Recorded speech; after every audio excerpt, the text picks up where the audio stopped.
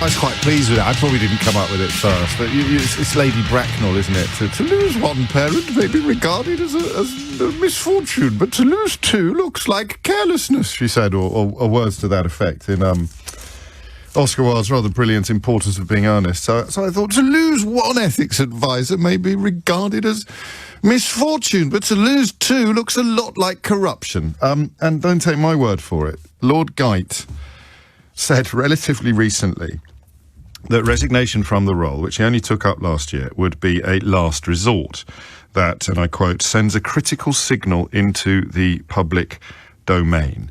I've got two quick things to say before we get stuck into this conversation. The first is this. Let us imagine, and I don't know whether it's beyond the realms of possibility, but let us imagine for a moment that Lord Geidt's resignation letter, when it is published, says something like this. It says something like, do you know what? I'm really sorry, boss, but I've had enough. I won the lottery last week, and Mrs. Geidt, Lady Geidt, has bought a yacht, and we're just going to clear off to Bermuda for a couple of years. Well, in other words, if his resignation, when we see this letter, has absolutely nothing to do with his view expressed this week that the party's scandal was unconscionable, or that it was probable, I think is the correct word to use, that Boris Johnson had broken the ministerial code. He's made his frustrations clear. But let us imagine, not pretend, but imagine that the letter makes it clear that he hasn't resigned over his disillusionment or dissatisfaction with Boris Johnson. The bloke before did. Alex Allen did resign after Boris Johnson refused to act upon an investigation that found Priti Patel to be a shameless bully. Here's what would happen in much of Britain now, in much of the media and political sphere. People would start claiming it as a victory now. People like Quentin Letts would pop up on Good Morning Britain, where he had his pants roundly pulled down by Adil Ray this morning. If you haven't seen that clip, I recommend it. It's an absolute masterclass in holding people or insisting that people confine their commentary to the realms of objective reality. You'd have Daily Mail columnists and other client journalists queuing up to claim it as a victory if the second ethics advisor to resign from Boris Johnson's government turned out not to have done it on a point of principle. That, I think, is the best illustration I can think of how corrupt everything has become. They would try to sell it to you as proof that all of those biased lefties like Tobias Ellwood and Brexit hardman Steve Baker have really come a cropper this time, because it turned out that Lord Geidt actually resigned to spend more time with his golf clubs, and it had absolutely nothing whatever to do with the ministerial code or principle or anything else. And I'd just say briefly, it's not, well, I think it's highly unlikely, but it's until this letter is published, and the question you need to ask yourself this morning is, why aren't Downing Street publishing these letters? It's pretty clear that Lord Geidt would like them to. But let's pretend now, rather than imagine, that it is the case that this resignation has nothing to do with principle. Can you really look me in the eye, especially if you're still tugging the forelock, if you're still doffing the cap at Downing Street? Can you really look me in the eye and tell me that there wouldn't be an incredibly disingenuous and dishonest attempt to portray the fact that an ethics advisor has resigned without condemning the Prime Minister in terms as some sort of victory? There just would be, wouldn't there? And that's mad. That's mad. So he can ignore an investigation into his own Home Secretary's bullying and prompt the resignation of his own independent advisor. You'll remember it's only a couple of weeks since the anti-corruption czar that he appointed himself, originally appointed by Theresa May, John Penrose, husband of Dido Harding, but in July of 2019, that appointment was remade, if you like. He was reappointed by Boris Johnson in the role of anti-corruption czar.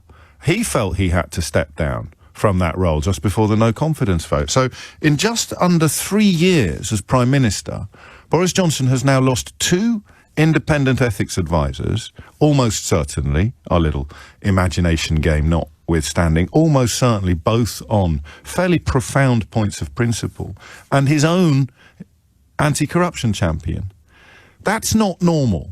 I said to you on Monday, I was beginning to get worried that we had a kind of Trump-style saturation underway now, that there was just so much rotten stuff going on that it was becoming very, very difficult to properly scrutinise and report it. And I said to you on Monday, this might just be a Monday morning thing. It might just be because I've had a nice relaxing weekend, a book festival and a barbecue, and I've not really been concentrating, and I've taken my eye off the ball. So I come into work on Monday morning and I think, right, what are we going to talk about today? And I sort of go, oh my holy days, there's just too much to choose from. Where are we even going to start? Do we start with the illegal actions over Northern Ireland, with the breach of the treaty that got him elected?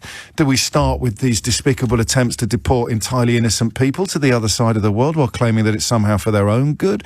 Do we start with the ramifications of the vote of no confidence that they are already trying to pass off as a victory? Do we start with the state of the NHS, which is becoming parlous, or the state of the economy, which is predicted to be among the worst in the world by this time next year? Where do we even start with this mess? But it wasn't a Monday morning thing, I'm afraid. I do find it increasingly difficult to know where to begin, simply because we're drowning now in sleaze and corruption. We're drowning in it. And this analogy isn't brilliant, and hopefully it will improve in the course of the morning, but it's as if we're drowning in it and you don't know which sort of litre of water to focus on first, because there's just so much of it. And I'm a little bit scared, because the independent ethics advisors are not, quotes, biased, end quotes, BBC journalists, or, quotes, lefty lawyers, end quotes, or, quotes, screeching Ramonas from the mainstream media commentariat, end quotes. These are the people, in two cases, that Boris Johnson himself appointed to keep an eye on standards and to keep an eye on corruption. And they have resigned in protest at what they see as epic breaches of standards and indeed corruption. His own appointees. Just think about that for a minute. You've got a cabinet populated entirely, almost entirely, you know me, I'm desperate to give a break to at least one or two of them, because the alternative is too bleak. I still think, despite him not exactly having covered himself in glory subsequently, I still think, for example, that someone like Nadeem Zahawi does lie awake at night wondering how the hell he's ended up being part of such a corrupt administration. I think people like Ben Wallace probably dream of the day when they can get rid of Boris Johnson and hopefully begin to restore some national pride and indeed some party integrity. But I don't know. I could be wrong. I've been too generous, perhaps, again. But I have to believe that. As I say, the alternative is simply too bleak. But the rest of the cabinet is populated by absolute inadequates. Sycophants on a scale we've never seen before in British politics. Even in Tony Blair or Margaret Thatcher's heyday, you needed more than mere forelock tugging and blind sycophancy to advance. You needed to have at least a scintilla of competence. You needed to be able to demonstrate a grasp of your brief. You couldn't turn up at a select committee and display ignorance on a scale that is nuclear in its scope, as Nadine Dorries has done now on more than one occasion. Or I mean, incompetence coupled with arrogance on such a grand scale that you wonder whether you've accidentally stumbled into an Armando Iannucci film, as is almost always the case when Dominic Raab opens his mouth. You have a cabinet populated almost entirely now by inadequates and sycophants, because the only qualification for the job is that you won't say boo to a Boris. You won't raise any objections to his continuing catastrophe of corruption. That's the only qualification you need. You don't even need any more to have an IQ in double figures to become a Secretary of State. It's incredible. But you can get your head around that. That's what happens when you are elected upon a platform of lies and embellishments. It's what happens when you tell people that a deal is oven ready and then 2 years later prepare to break international law in order to wriggle out of the deal that you signed. That's what happens when everything leads back to Brexit. But this stuff is different. These are the people he has appointed in order to give an illusion, if you like, of honesty. Well, look, we can't be that rotten because we've got an independent ethics advisor, folks. But he's just resigned. And the last one did as well, because your Home Secretary is a bully. And you won't do anything about it, which is, of course, a betrayal of everybody in the Home Office, the civil service and beyond, in order to protect a sycophant, because, of course, it goes two ways. If you are slavishly loyal to a Prime Minister, he has little choice but to back you even when you've been found to be corrupt, in Patterson's case, or to be a shameless bully in Priti Patel's case, or to have stayed on the beach in Greece when Kabul fell in Dominic Raab's case. This is not normal. But the independent advisors on ethics are supposed to be the last chance saloon for standards, the last chance saloon for decency. And he's now got a 100% record of seeing them walk the plank rather than continue to be party to his corruption. That is objectively incredible. 2 down. How many to go? And who would take the job now as Boris Johnson's independent ethics advisor? Who, apart perhaps from Grant Shapps, would be so utterly devoid of shame that they would even contemplate taking a job like that? And of course Shapps can't. It's not a job for an MP. So I do have a question you'll be very relieved and delighted to learn, and I am now going to ask you that question. Lord Guy, when he took up the role last year, described resignation as a last resort that sends a critical signal into the public domain. Right, these are huge, huge words. It's a last resort that sends a critical signal into the public domain. Here's my question and my increasingly profound fear, right? Has the public domain now become so curdled by corruption and so riddled with lethargy almost in the face of so much of it that the public domain no longer notices critical signals like this? Have we, in other words, reached the point where the water is at our nostrils and we can't cope anymore with the amount of water? And if not, how do you hang on to it? How do you hang on to the sanctity, if you like, of the public domain, the importance of integrity, the role of decency and honesty? 2 independent ethics advisors and an anti-corruption champion in under 3 years.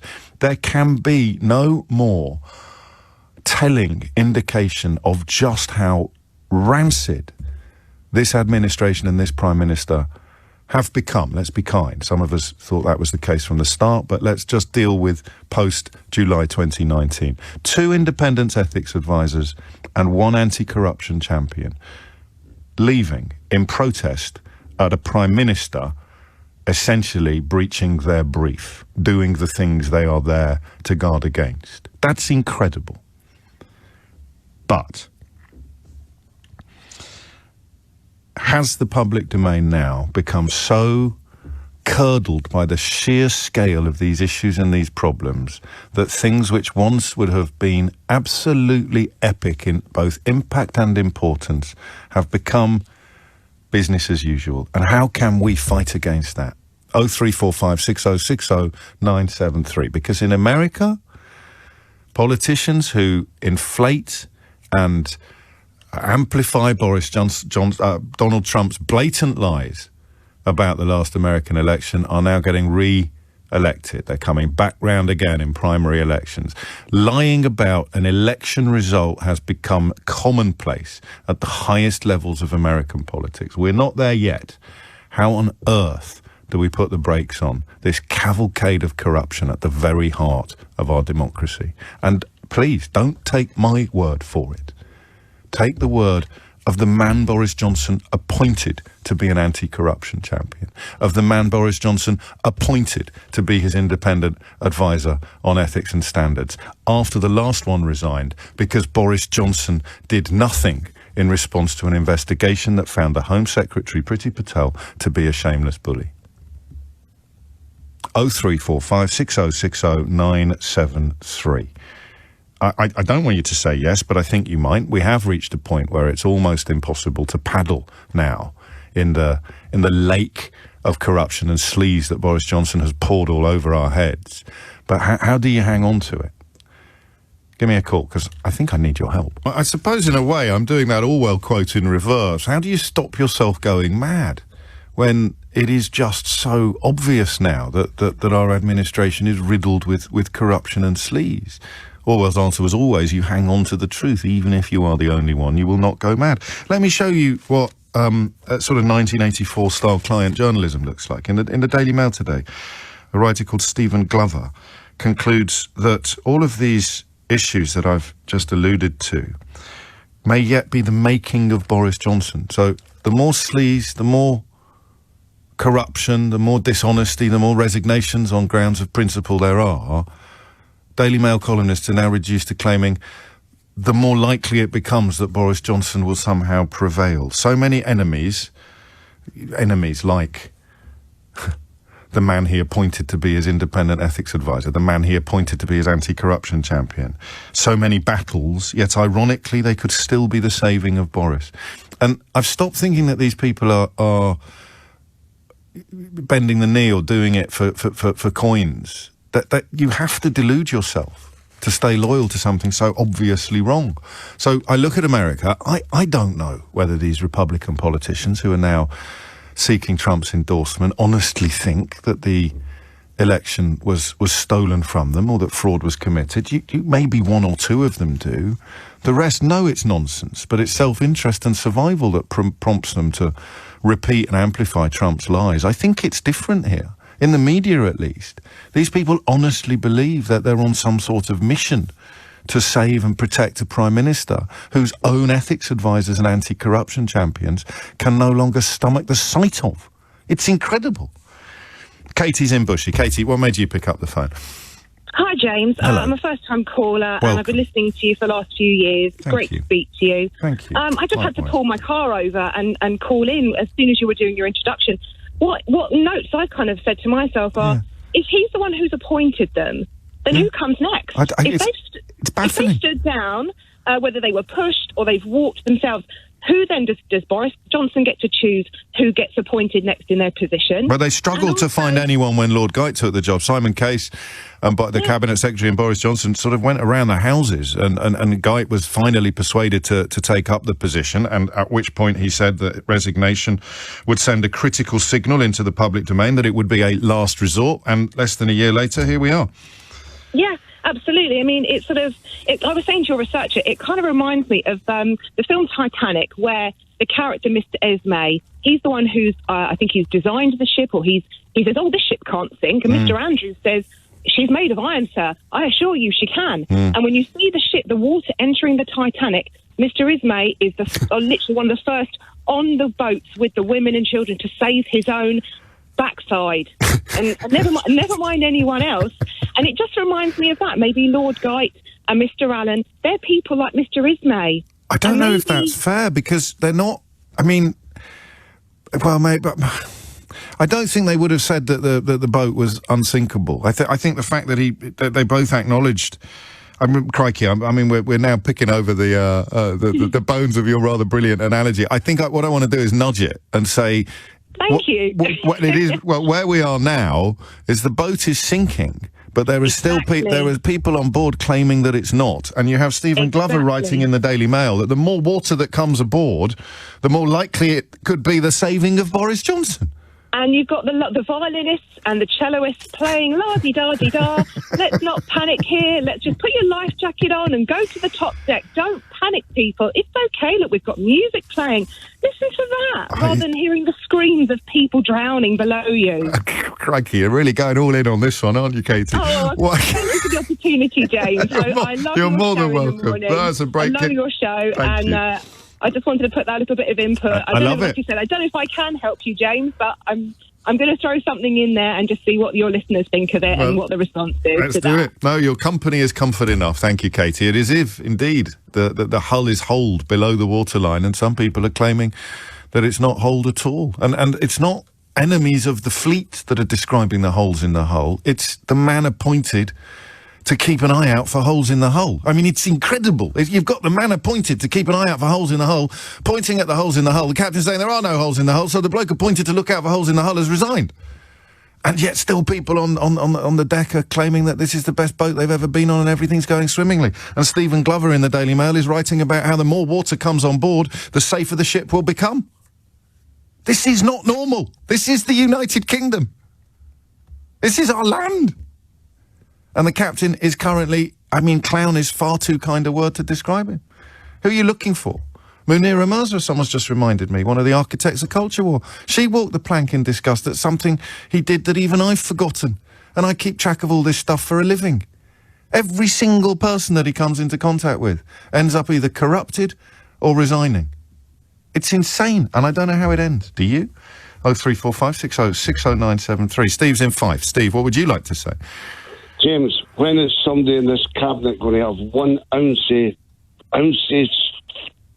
I don't know what the word is. Integrity, decency, honesty. Yeah, you know what I mean? See these rubber dinghies that are coming across the channel? Yes. I'm going to jump in one and go the other way. Right? I'm off, I'm okay, I'll leave it all behind, because what we've got the same up here with Nicola Sturgeon and Boris Johnson. They want to be king and queen. See, when they get independence and they'll get married and they'll sail off and we'll be left. I'll get told off now for not challenging you, but I am challenging you. I'm not including Nicola Sturgeon in today's analysis. She hasn't had 2 independent ethics advisors resign. She hasn't had an anti-corruption czar walk the plank. She hasn't populated her cabinet with sycophants and cronies, and the catalogue of inadequacies does not apply, as far as I can tell, to Scottish politics. But you're more than entitled to make your point, and indeed to say it on this. I'll tell you what, I didn't want the country to break up, but somebody's got to stand up to him. Somebody's got to help. Who? These guys are just walking away, you know. Who would you point at? Who would you expect better from? Because the cabinet has been very carefully constructed to contain almost no courage. It's like the Knights of the Round Table. They're protecting them. But who would you think might break cover? Who might do the right thing? I agree with you. The Minister of Education. So the Nadhim Zahawi. I don't know why. I don't know that much about him, except that everyone I know in education breathed a sigh of relief after he'd been in the job for a week, because, of course, it was Gavin Williamson before him. So maybe we're being a bit too kind, Steve. Being better than Gavin Williamson wouldn't really be a qualification to become shoelacer-in-chief in a branch of Timpsons. That's a joke, by the way, not a criticism of people who work in Timpsons, because nobody in Timpsons is the shoelacer-in-chief. They are skilled cobblers and key cutters. Gavin Williamson would struggle, I think, to lace his own shoes. So the fact that Nadhim Zahawi is better than Gavin Williamson isn't necessarily an enormous vote of confidence. But I don't know why him and Ben Wallace perhaps seem to be... They're like the Obi-Wan Kenobis of the cabinet, aren't they? They're our last chance. And that's terrifying. One of them is qualified by dint of not being as awful as Gavin Williamson, which I'd like to think is a description that might apply to pretty much everybody in the country, with the exception of his cabinet colleagues. And the other one, Ben Wallace, had a very good Ukraine, but apart from that, we know next to nothing about him. And they're our best chances of somebody standing up and saying, up with this, we will not put. This is over. What do you think of this? Who do you think wrote this? Why is it that the worst people often rise to the highest office and stay there? For me, it isn't important what job you do or your title, but it is vitally important why you do the job and what you achieve. Boris has to go. He just has to. You can't survive judgment like this. I'll give you a clue. It was the same person that wrote, no party in the last 100 years has done more damage to Wales than the Conservatives. The historical evidence here is painfully clear. Voting Tory in Wales is a form of self-harm. Here's another one. It's unbelievable. 1 in 3 children in Wales grow up in poverty. That kind of tragic statistic takes decades of neglect to create, and no party in the last 100 years has done more damage to Wales than the Conservatives. The historical evidence here is painfully clear. Now, which biased BBC journalist or screeching Ramona or lefty lawyer do you think said that? Yeah, I think you've probably worked out that the person who said that is none of those things. He is, in fact, the man that the government has just appointed to be the cost of living czar. a chap called David Buttress, former chief executive of Just Eat, now works in venture capital, and he's accepted the job as cost of living business czar. It's an unpaid role, one imagines, because he thinks he will be able to do good. And with respect to Mr. Buttress, there must have been a slight appeal to his vanity, because he was quite right in his analysis of the person who's offered him this job in the tweets that he subsequently deleted. So Downing Street, under Boris Johnson, does due diligence on a man that is looking to appoint to a prominent position at a time of genuine crisis, and they find someone who holds Boris Johnson in even lower regard than you do, or I do. Possibly the same, let's say, not lower. I mean, what is that, if not epic incompetence or evidence they can't find anyone for a big job now who hasn't gone on the record with their honest thoughts about Boris Johnson? This is not normal. 10:35 is the time. James is in Exeter. James, what made you pick up the phone? Hi, James. I'm in a bad way this morning. So I'm a school teacher. This is my 10th year on the job. I've 10 years in teaching, and it's my job every day to tell my students that they can achieve what they want to achieve as long as they work hard for it. And it's my job to say to people every day that kindness and compassion are the things that really matter in this world. And, you know, as a teacher, I work in a school. It's my job to say follow the rules. We follow the rules because if we all follow the rules that we've set as a society, then everything works better. And we all... I don't know how I can... I don't know how I can... what am I supposed to say to my students, to the kids who I adore, to the kids that come to me with questions? How am I supposed to tell them that they can enjoy the fruits of their labour and they can achieve what they want to achieve in this society, in this world, when the evidence of our eyes and ears every single day is that the only thing that matters is your contacts. The only thing that matters is your ability to evade consequences from actions through money or corruption or the school you went to or the job that you're in. I don't have an answer to your question. I feel I have to try. I feel I owe it to you to try. And my answer may not delight you. People who attended the same school feel the way that you feel. But people who have benefited from the relatively unfair system that you describe also feel how you feel. His own housemaster at Eton, as you know, said that he honestly believes that it is churlish of us not to regard him as an exception. And this is the line I want you to remember. Teacher to teacher, remember this. One who should be free of the network of obligation that binds everyone else. Now, the network of obligation binds everyone else. That is what you are teaching your children. That is what you're teaching your pupils. And that's what Boris Johnson's High Master at Eton failed to drill into him. The network of obligation binds everyone else. So the exception to that network, the anomaly, the monstrous corrupter of the obligation that binds everyone else should not be robbing you of your resilience and your strength and your pride in the job that you do. You need to try, if I may, you need to see him as the exception that proves the rule.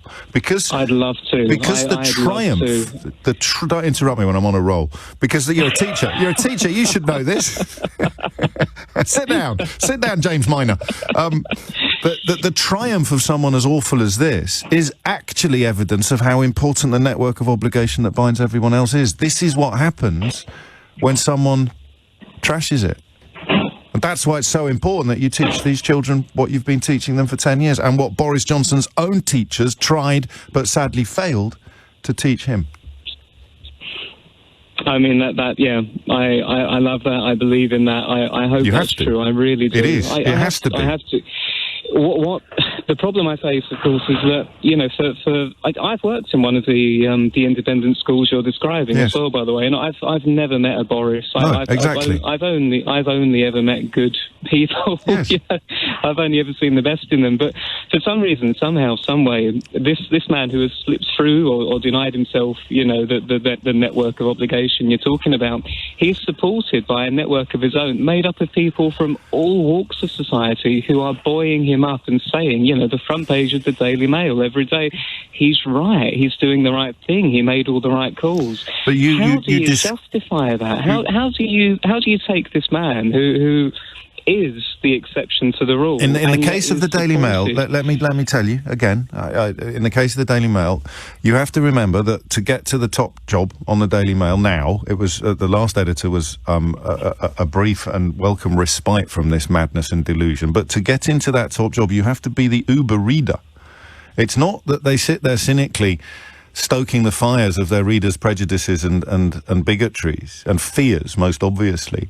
The top man on the Daily Mail, the owner might know that it's all nonsense designed to keep money pouring in, but the editor is just as terrified of modernity, just as terrified of change or of a scant understanding of what Labour means as the readers are. So that they are, again, exceptions to the rule. A massive majority of journalists, even on a newspaper like that, be relatively disgusted by the editorial line that is taken. But to get into the top job, if you eschew the decency and the integrity that the rest of us value, you become an exception that proves the rule. You don't become the rule. Because human history teaches us that these people are not the norm. The norm is you. The norm is what you teach your pupils, and we have to carry on, because there's never a victory. It's never over. It's just a constant pushing back against the forces of abnormality, the forces of demagoguery, the forces of delusion. And the bigger those forces get, the more important your role becomes as an educator of young minds, that you continue to teach them about the network of obligation that binds everyone else, James. And I suspect you're pretty good at it. I've never been happier to be described as a norm. You are my norm. I hope there are more norms out there. May I add just one thing about the quote from David Buckstress earlier on? Yeah. I hadn't heard that before you said it on the radio just now, but I found there was something quite revealing in it, and maybe I've just got my teacher head on this morning, but the use of the term self-harm in such a callous and lackadaisical way, I've heard it a lot in recent years with people describing Brexit, the effects of Brexit on the country. I just want to, throw my 2 cents in that self-harm's not something to be likened to what we're experiencing as a country right now, and it's because it conjures up the reality of that horror for people who have actually done it. I'm guilty of what you describe, very guilty. I've used the phrase self-harm to describe Brexit on many occasions, and I'll have a proper think about that before, and indeed if I ever do it again, because you make a very valid point, and it is, I suppose, one of those areas in which trigger warnings play a role, because somebody recovering from a bout of genuine self-harm probably doesn't want to hear the phrase bandied about relatively casually like that in the context of politics. Thank you, James, and good luck, mate. Stay safe, stay strong. You have to, because otherwise, the network of obligation that binds everyone else gets ever weaker. Jeff's in Merthyr Tydfil. Jeff, what would you like to say? Well, morning, James. Hello. It's lovely here in sunny Wales, but I'm terrified. You've gone down a whole list of an armful of things that are truly terrifying and unbelievable. Yes. And I'm sitting here thinking that once upon a time, many years ago, I did a course on sales. Oh, yeah. And one of the things that to demonstrate something that we don't realize, we live an emotional life, James. We make decisions on emotion, of course, and once those emotions override logical thought. I love listening to you, but because you're so logical. But I can be emotional as well, but I take that as the compliment that you intend. Thank you. And the best way to describe that is was used to describe to me that when you get this tasteless bread in the supermarket, which is the sort of white sliced loaf, which is absolutely tasteless, is like cardboard. They impregnate the package with a chemical that smells like fresh bread. Okay? So So they said, look, the logical thing is to eat the packaging and throw away the bread. So your emotions drive everything.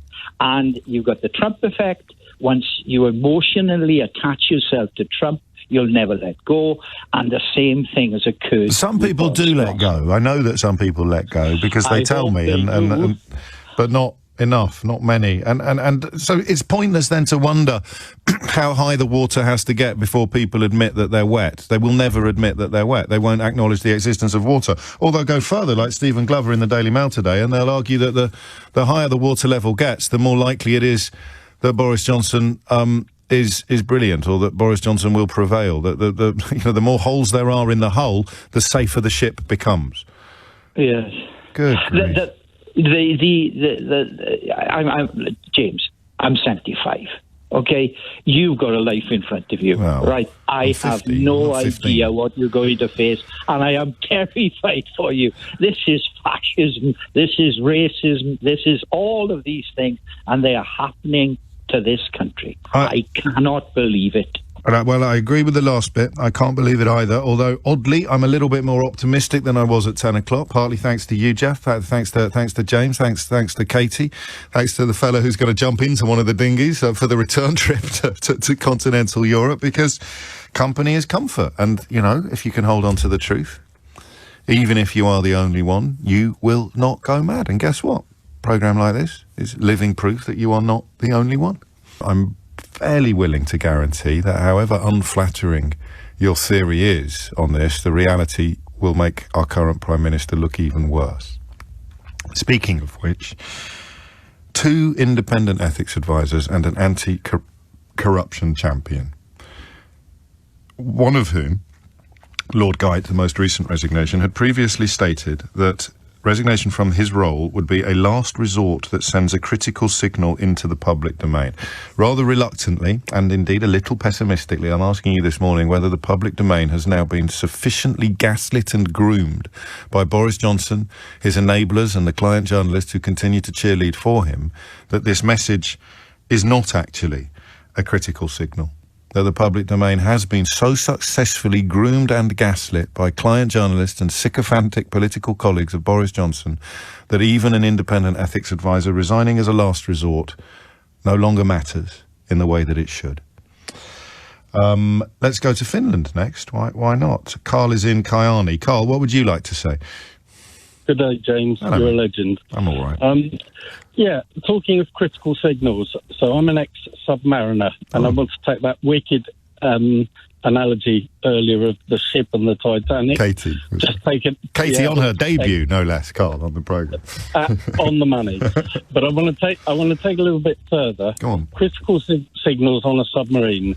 We had a thing called a general alarm, and when you're off watch and you're asleep, if this general alarm goes off, there is something serious. You wake up and everyone goes to a sort of emergency stations. In the last 5 years, the general alarm has been going off on the hour, every hour, and we've got to the point where we don't hear the general alarm. And by the way, the analogy continues because we're surrounded by water on the submarine. Of course. It's gone above the nostrils. So the general alarm is quite a critical and important thing. Now there is the reverse of that when you're asleep and there is background noise and air conditioning going on, if that air conditioning stops, it also wakes you up. So silence wakes you up. And the reason it wakes you up is normally you turn off air conditioning if there's a fire because you don't want to pan the fire. In my opinion, there was a silence moment that wasn't a general alarm, but a silence moment today, and that is when the Prime Minister is saying, well, I don't know why he's resigned. Yeah. And Dominic Raab talking to Nick earlier, I don't know why he's resigned. I'm completely baffled. The silence alarm is, what did the apology to Parliament, the apology to the people of the country, what did it really mean if we don't know why an ethics... Lessons have been learned. If we can't understand that the apology was actually hollow and meant nothing, and that's why they don't know why these people are resigning en masse or bit by bit, one by one, they're dropping. To me, that's this, not the general alarm. This is the air conditioning's gone off, it's gone silent. And actually, what is said doesn't get noticed, but it's much louder than pressing the general alarm. Yes, I understand exactly what you're saying. I mean, I'm not one to criticise others for the torturous nature of their analogies, because that would be very pot kettle black. But I followed every syllable of that, and it really, really works. You also now have, I mean, abject denials of observable reality. You had Suella Braverman on with Peston claiming that the Northern Irish economy was lagging behind the rest of the United Kingdom, which is the polar opposite of the truth. That's another air conditioning moment, isn't it, really? It is. It's just the silence means that we've been conditioned not to recognise the alarm, and actually what becomes much more powerful is the silence saying, I think you used the phrase, there's nothing to see here, move along. Yeah. I think just another independent ethics advisor resigning. There's nothing to see here, move along. Let's talk about, I don't know. Refugees. We're supposed to be talking about refugees, aren't we? To be frank, that's what's waking me up right now. What's waking me up is that it's not an alarm, it's sort of like an invisible alarm that has much more impact. I'm so sorry, I mean it so genuinely. I really do think, in number 10, not me, but in number 10 things were not going right, and definitely there's some people to blame. And not me. But I'm very sorry. Not me. I'm very sorry. And now, I have no idea why this guy's resigned, Dominic Raab. I have no idea why you should have an idea, mate.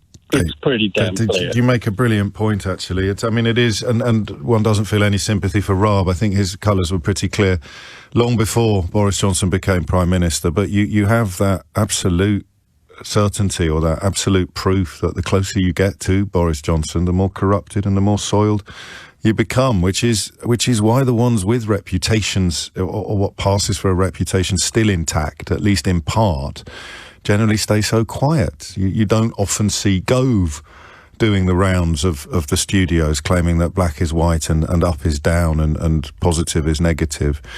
So it almost seems sometimes to be a shrinking pool of people who are prepared to do it, but I presume at some point you have to. You don't see Ben Wallace doing it that often either, despite the fact that there is currently a war raging in Ukraine.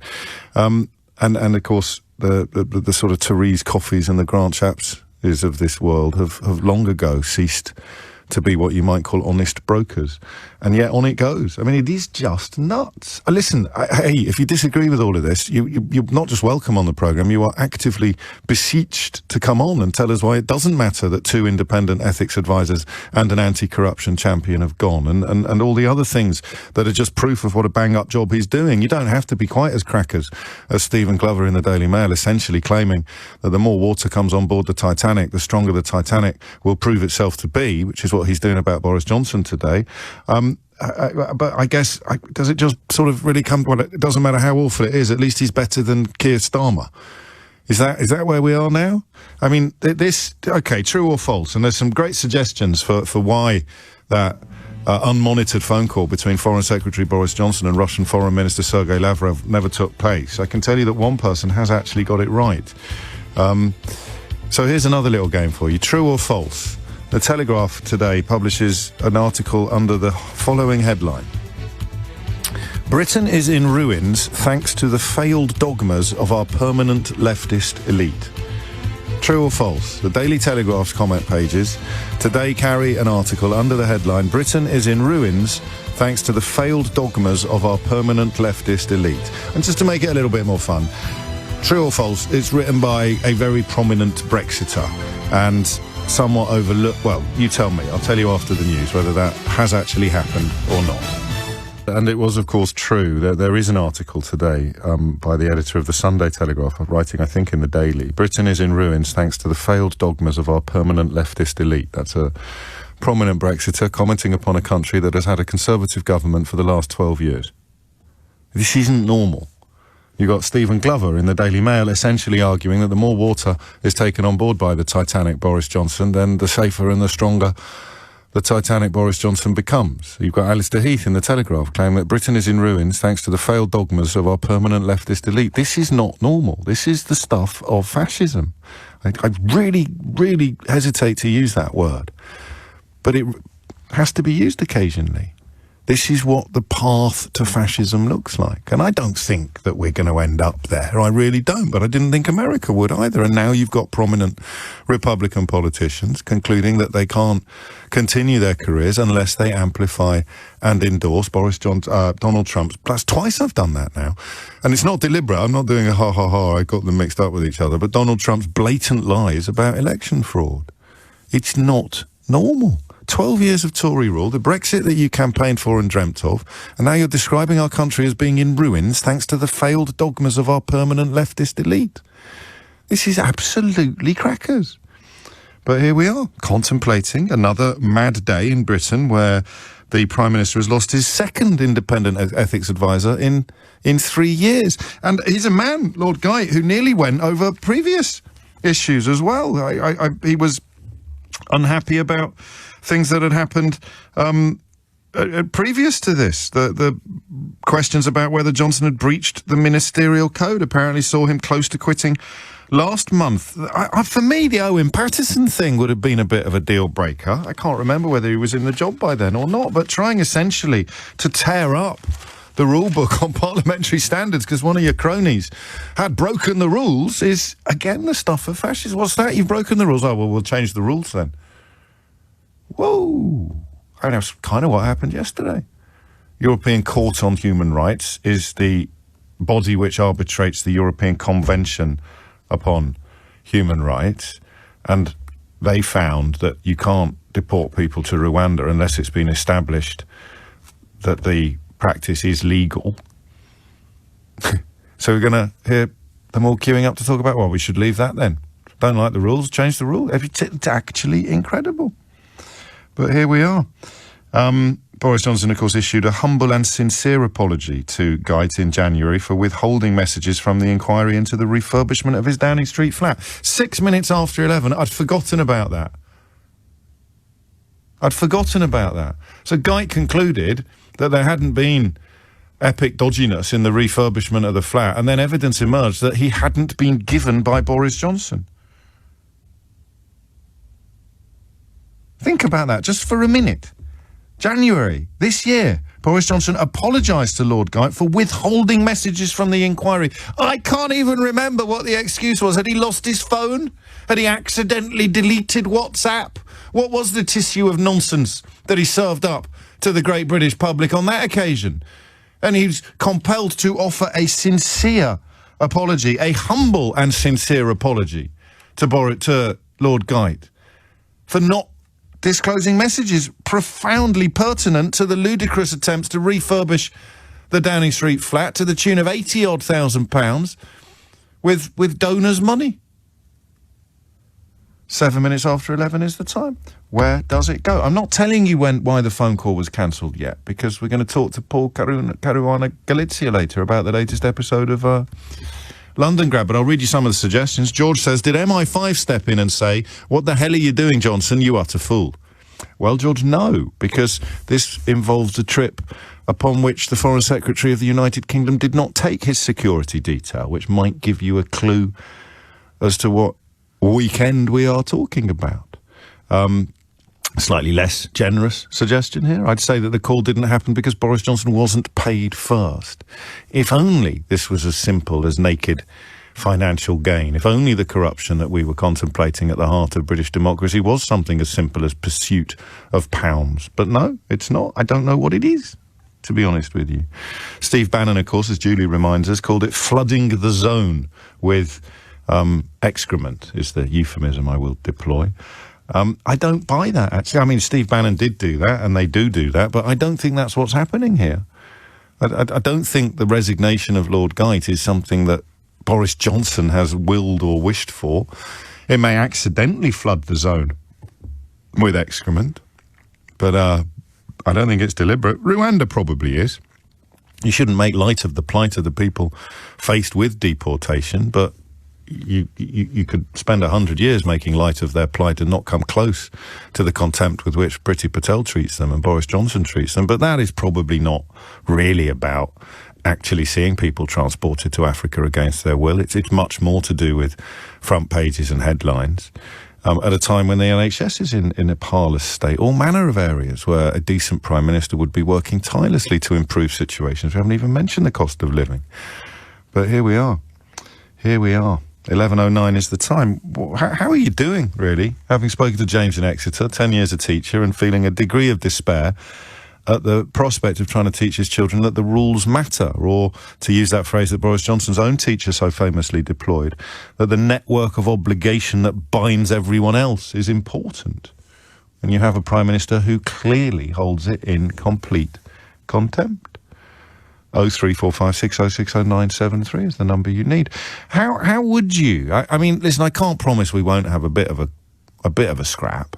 But how can anyone still be clinging on to the idea that this man is a suitable Prime Minister when his own independent ethics advisors clearly consider that he isn't? Alison's in Crawley. Alison, what would you like to say? Oh, morning, James. Hello, Alison. I mean, the thing I feel about it is that the political party needs to, the Conservative Party needs to step up. Exactly what has not happened in America. I mean, we have a storming of the Capitol, and the Republican Party at that point failed to stand up and say, this is not Republican politics. We do not endorse this man. And and now look where they are. Yeah. They're dependent on him to endorse all their candidates. If the Tory party don't stand up and be counted on this, then I don't know what happens to them, because the initial problem is they put, they endorsed a candidate to be MP who, in our lifetimes, in the history, I think, of politics in this country, would not, well, it's probably a bit... Oh, the standard, the 2019 intake in the Tory party is incredible. But they would never have endorsed a man who you could YouTube and listen to the Darius Guppy tape.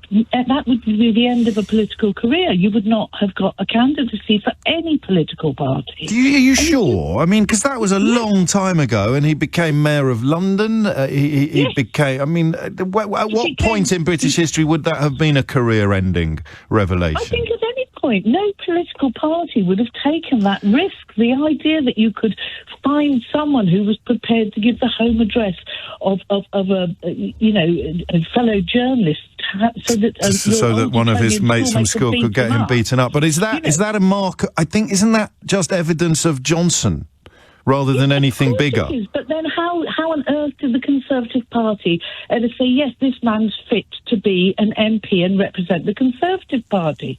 He never was. And if you start to, he became editor of The Spectator after that. He became a Daily Telegraph columnist. There's all manner of institutions that promoted him and that continued to promote him after that happened. It's not just the Tory party. But what we're talking about today is a complete disrespect for the standards in public life. Yes. And actually, that is a man, that's why we have these standards. And it really suits the Conservative Party to sort of put forward the idea that, everyone's all the same. They're all like this. They absolutely are not all like this. Boris Johnson is the first Prime Minister ever to have broken the law in office. Prime Ministers in my lifetime have never stood at the dispatch box and lied and stayed in office. That has never, ever happened. They have been... they've spun things, they've, put things in a way that... Embellished, exaggerated. All of that. But they have never actually lied. And you can forget about Partygate. Just look at the Stefanovic video. He lied many, many times at the dispatch box, and nobody has taken any action over it. I don't know if you're aware of this, but the battle to have Harriet Harman removed from the Privileges Committee after Chris Bryant recused himself, the battle to have Harriet Harman removed from that committee has started today in some of the right-wing newspapers. So it is an astonishing assault upon all manner of standards. But who's going to call a stop to it? No one's really playing this game with me yet, Alison. The only people who can call a stop to it at this point is the Conservative Party, and there are some members like Tugendhat and various. I can't. But remember they have names, done. They've shot their bolt, arguably, haven't they? The 1922 committee and the senior members of the Conservative Party and all the MPs need to stand up and say, this is too much. This is not about Conservative values. I'm of the left. I worked in politics for 10 years. I'm of the left. But this is not a right-left issue. No, of course it's not. This is a decency issue, and it is undermining all of our politics, and we should all care about it.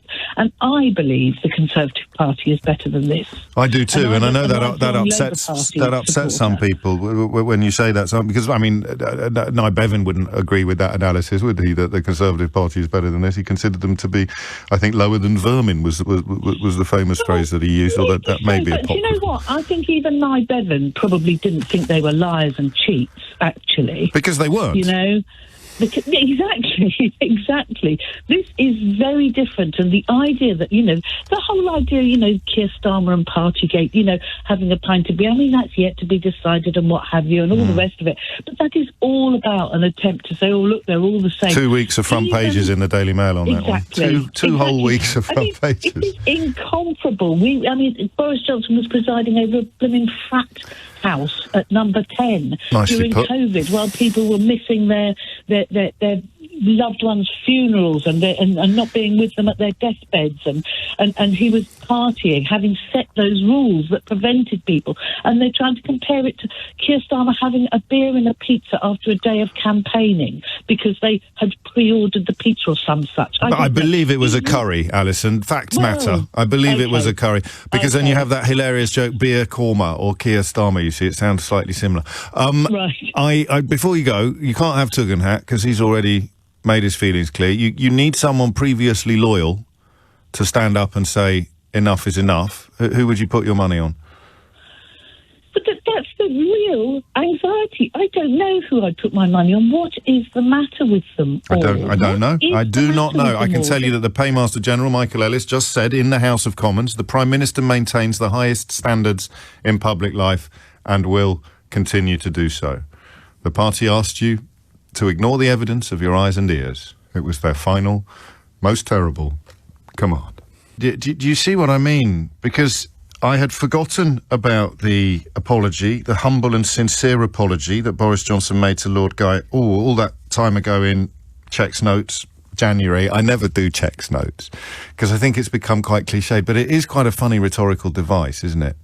Cheques Notes, January, humble and sincere apology for literally withholding messages from Lord Guy's own inquiry into the refurbishment of the Downing Street flat. So I'd forgotten about that. You see what I mean about there being so much now that it's so hard to keep track of. It's as if you are in an ocean of water and you can't separate the buckets. Because I'd forgotten completely, I'm not even sure we paid this the attention it deserved at the time, about Lord Agnew. Do you remember Lord Agnew? Lord Agnew was the government's Minister for Counter-Fraud. Do you know why he resigned? He resigned over the government's handling of fraudulent COVID business loans, saying, and I quote, "Given that I am the Minister for Counter-Fraud, it seems somewhat dishonest for me to stay on in that role." So now we've got one anti-corruption champion, one Minister for Counter-Fraud, and two independent advisors on ministerial ethics resigning from the government because they think the government is guilty of the things that they are there to guard against. But hey-ho, he's doing his best, and he gets all the big calls right. 03456060973 is the number you need. What do you do if you voted for these people? And this is not an unfair question. I voted for Boris Johnson to be Mayor of London in 2008 because he was good on Have I Got News For You, and I wasn't really paying attention. You may find this hard to believe given how I wang on about it these days, but I wasn't even that political when I started in this job. My background was in showbiz journalism and gossip columns on Fleet Street. So I get it. I mean, I'm obviously Brexit. None of us were qualified to. But how you're listening to this now, and you're sort of thinking, oh lordy, I can't really argue with him anymore. There's just so much evidence. We've got Alex Allen, we've got Lord Geit, we've got John Penrose, we've got Lord Agnew. I mean, everyone is turning on him in the end, and the ones that haven't are absolute apologies for politicians and pundits. How do you deal with it? And is anyone going to have a go? Is anyone going to have a go at predicting who might pull the trigger? Or raise the standard? Who might raise the standard on resistance to this cavalcade of corruption? And it has to be someone previously loyal. Some people have already moved, to their credit, whether it's Tobias Ellwood or Tom Tugendhat, or even, because even a stop clock is right twice a day, even Brexit hardman Steve Baker and Andrew Braindead Bridgen. They've all made some sort of stand, albeit for very different reasons. And I think in the cases of Baker and Bridgen, it's probably because they don't really understand what's going on, but they've accidentally done the right thing anyway. Who's going to be the loyalist who says enough is enough? It was Geoffrey Howe, wasn't it, for Thatcher? Wasn't it Geoffrey Howe who sounded the alarm most? If I could be wrong on that. I was only a kid. 22 after 11 is the time. Let's go to the Isle of Wight. Lovely part of the world. I bet it's nice there today. Mick, what would you like to say? Hello, James. You're right. Yeah, it is. It's lovely today, and it's Isle of Wight Festival as well this weekend. Glorious. So they're all going to get burnt. I used to listen to you a lot, James, and even like through all the kind of Brexit campaigning and things like that. But I actually stopped listening because I felt a bit unfairly berated. I'm sorry to hear that. A bit embarrassed because so I suppose this is a kind of Brexit apology. Really. You don't owe me any apologies. Stopping listening was a bit unfair, but we're doing okay without you, Mick. So welcome back into the fold. Welcome back. Yeah. But I mean, what I wanted to say is my Brexit vote, again, I've said it again, I've admitted it again. If I bought that on a credit card, I'd be putting a claim in under Section 75 because I want my money back. Nicely put. And if they keep lying without accountability or recourse, this is just going to happen again and again and again.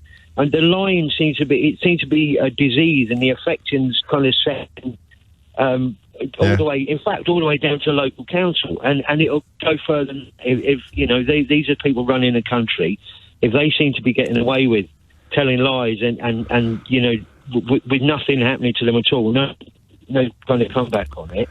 I mean, my old dad used to say to me, "A liar is a thief." Yeah. Because they steal. There's no difference between a liar and a thief.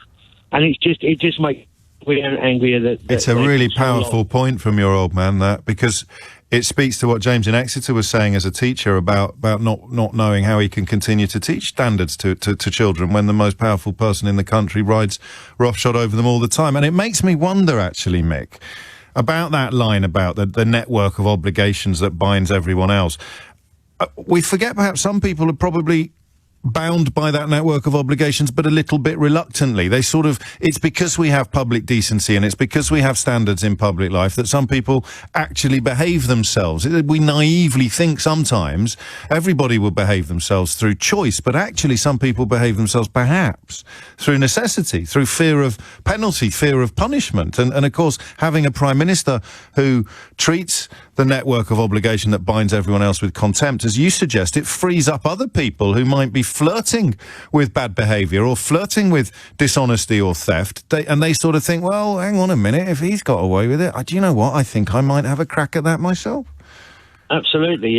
It's eroded down right through society. And if it isn't stopped, if somebody doesn't get pulled up for it and, a spectacle made of it, then where do we go next? Go on and on and on. Well, I think we might already be in that role, in that it's zone. It's pointless anybody standing up at the dispatch box and saying anything, because the chances are you shouldn't listen to it because it's a lie. Is it a lie? Is it the truth? Well, that's what. And we're back in America. Brexit is the biggest one of all. I'm like I said, I'm kind of angry and embarrassed that I. That I voted for that on a load of lies, and it's become apparent now. And I'm not a stupid person, Clearly. and yet I feel stupid that I was kind of flummoxed into what.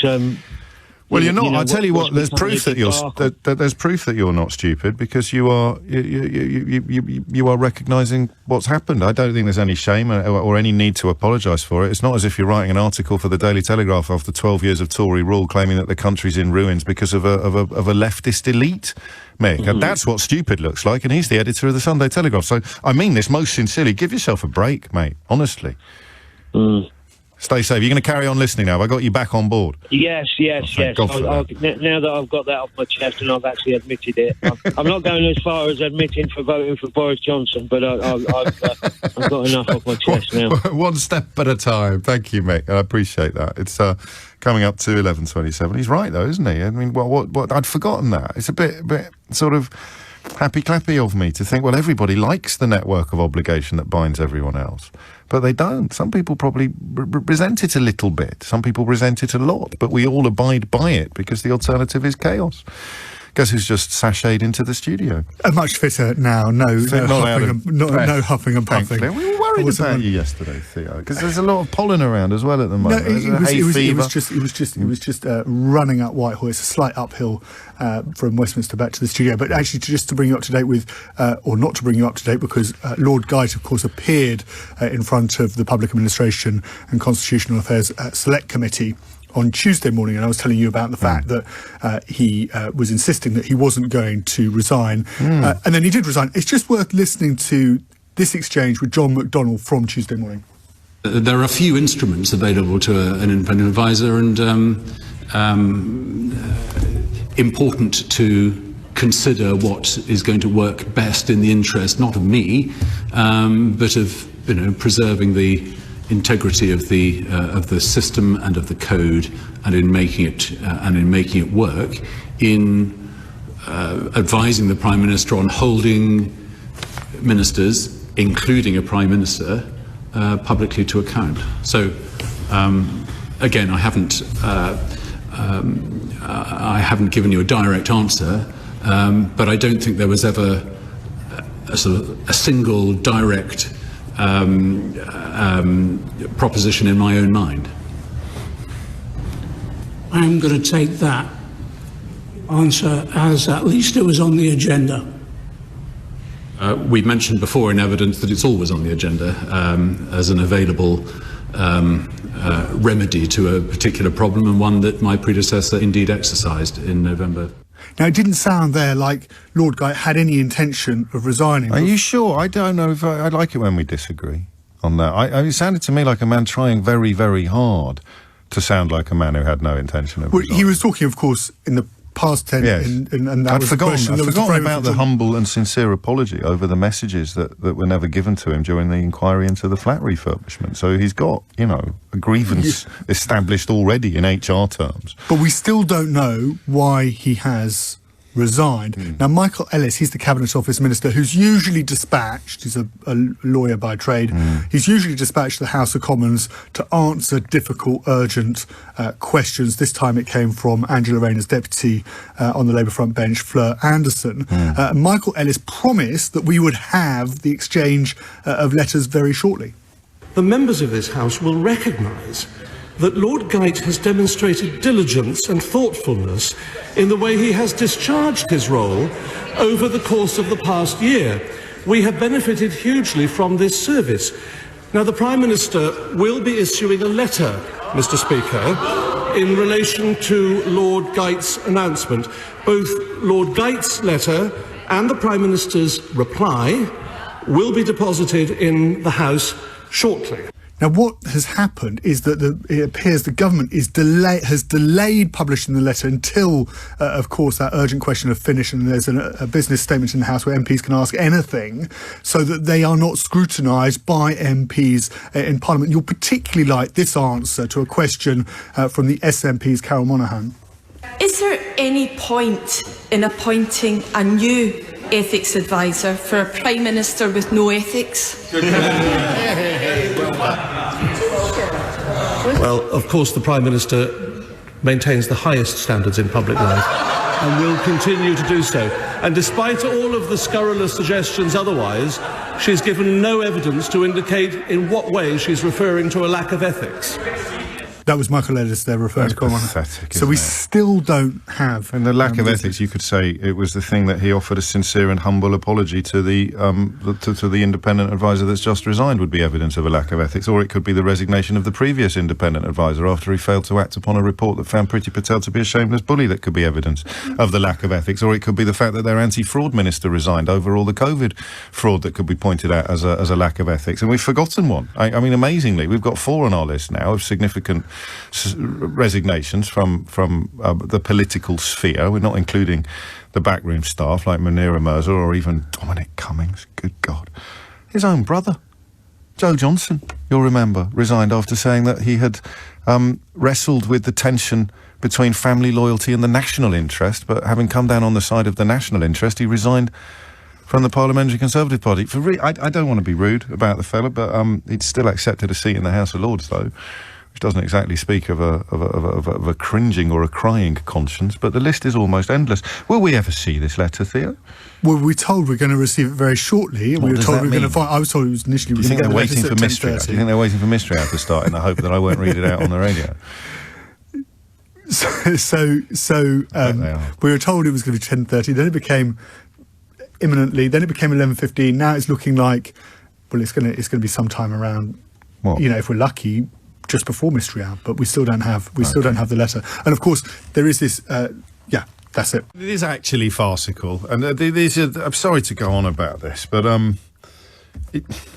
because it's my job, it's not your job. But it is hard to, as we've discussed a few times now recently, it's hard to keep focus because the zone is being flooded with excrement, as Steve Bannon suggested. I don't think it's a master plan to do so. I think these wedge issues are deliberate. I think the way that they desperately try to inflame division and furious rows about things like deporting people to Rwanda. I mean, I don't know if you're aware of this, but Israel tried this not long ago. Maybe that's what Priti Patel was talking about when she had that secret meeting with the Israeli government after lying to Theresa May, something for which she got fired from the last Conservative government, but which qualifies as grounds for promotion in Boris Johnson's Brexit Britain.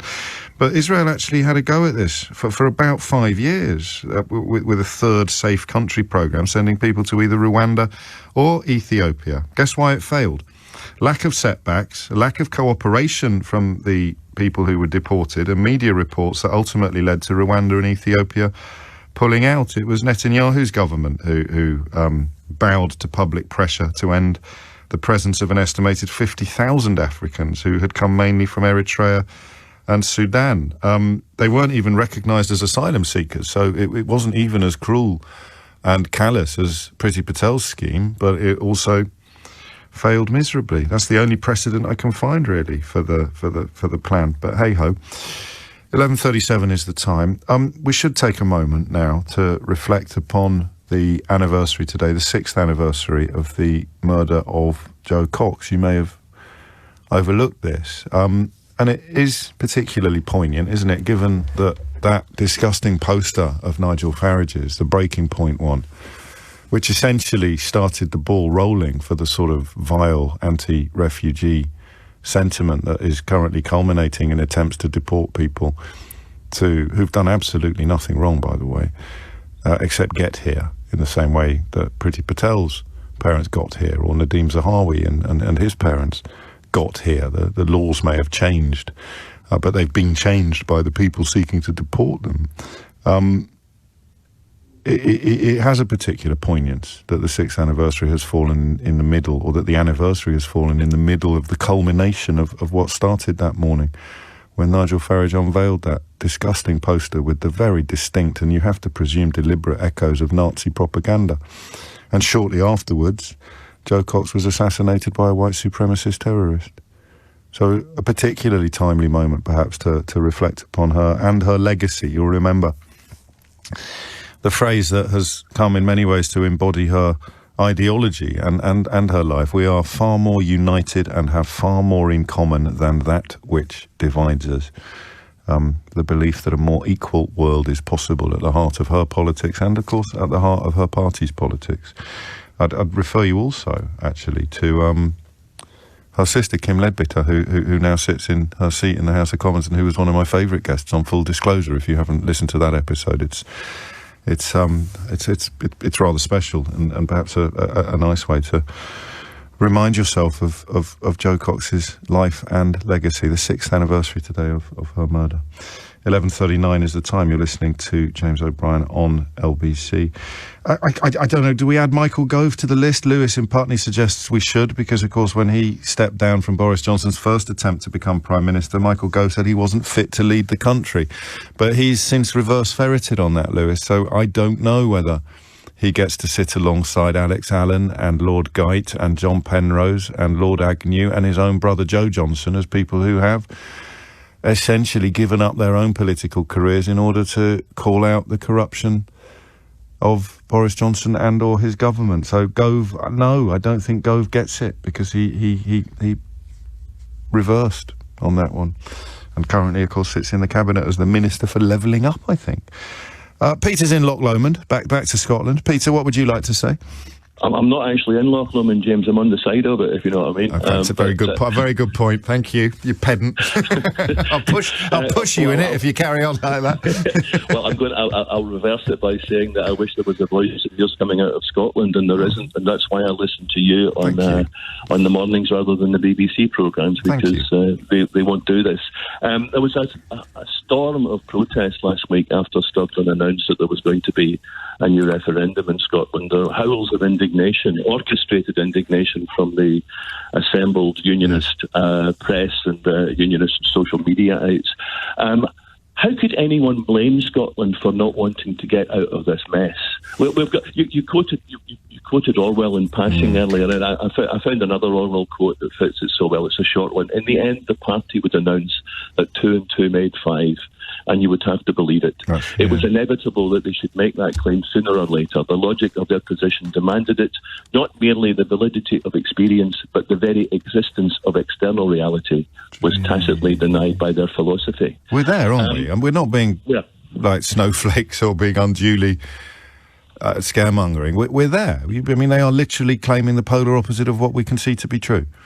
Well, you can tick off the whole list of ticky boxes that define. I think it was Primo Levi who came up with the list of the conditions of fascism, and we are absolutely there. It's terrifying, and I feel terribly. I mean, I feel deeply and sincerely for good progressive people in England and Wales and Ireland who think like you, and I guess think like me, and actually I think that's thinking rationally, and I think it's thinking morally, and who have no choice, because you're not going to get out of this mess. We do have a choice.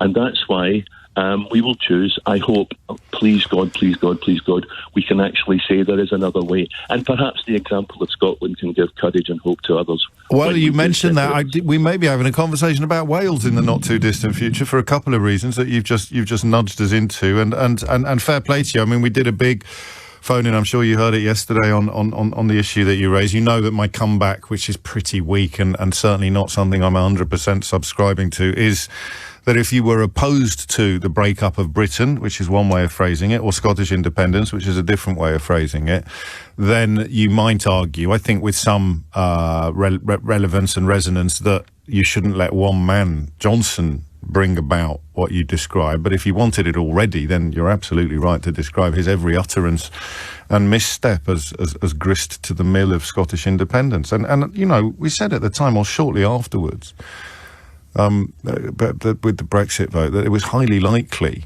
"Make Britain Great Again" never quite became a catchphrase in the way that "Make America Great Again" was for Trump's red meat racist base. But the notion of taking back control, essentially signalling the end of the United Kingdom, has already in a way come true. The end of the United Kingdom in its pre-Brexit form came about with the introduction of a border into the Irish Sea.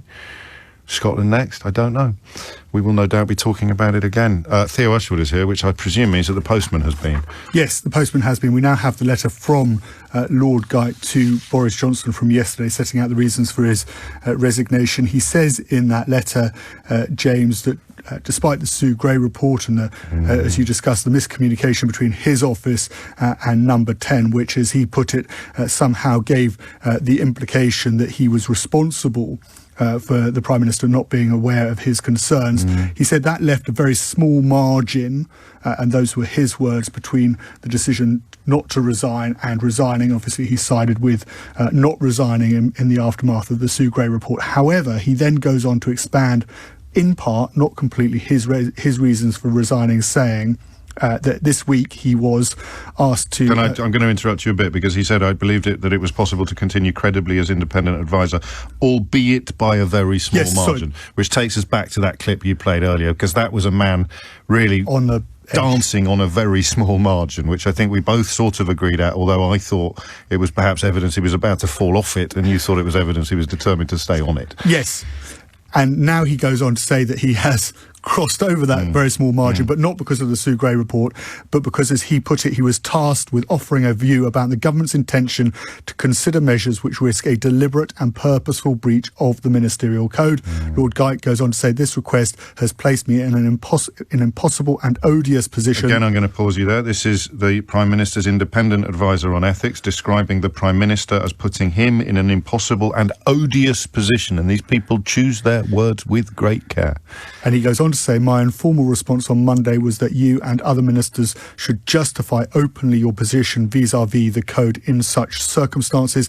However, the idea that a Prime Minister might to any degree be in the business of deliberately breaching his own code is an affront. A deliberate breach, or even an intention to do so, would be to suspend the provisions of the code to suit a political end. This would make a mockery not only of respect for the code, but license the suspension of its provisions in governing the conduct of Her Majesty's ministers. I can have no part in this because of my obligation as a witness in Parliament. This is the first opportunity I have had to act on the government's intentions. I therefore resign from this appointment with immediate effect. We then have the Prime Minister. Hang on, what's the breach, do you think? Because it's referencing Northern Ireland, is it? Is it the Trade Remedies Authority? It is. It looks like it's the Trade Remedies Authority. So it's literally breaking news. So I've just got the Prime Minister's letter here, which it does expand on that. And the Prime Minister says, you say that you were put in an impossible position regarding my seeking your advice on potential future decisions related to the Trade Remedies Authority. My intention was to seek your advice on the national interest in protecting a crucial industry which is protected in other European countries and would suffer material harm if we do not continue to apply such tariffs. This has in the past had a cross-party support. It would be in line with our domestic law, but might be seen to conflict with our obligations under the World Trade Organization. In seeking your advice before any decision was taken, I was looking to ensure that we acted properly with due regard to the ministerial code. The Prime Minister concludes by saying, you carried out your duties admirably under very difficult circumstances. We've discussed the burdens placed on you by this increasingly public role and the pressures that would be felt by anyone in your position. So we're not 100% clear, but it looks as if this is probably Lord Geidt concluding that the attempt to tear up the Northern Ireland Protocol would actually involve a breach of the ministerial code? Yes. I need to check that. Yeah, I know, I do too. And we're both thinking out loud. But either way, the odious is probably the word that jumps out fastest, isn't it? Put me in an impossible and odious position. That's 2 for 2. Who'd take the job next, Theo? It's a slight mystery as to who would take the job next. It's very difficult to see. If it's the last, I will give you the money myself.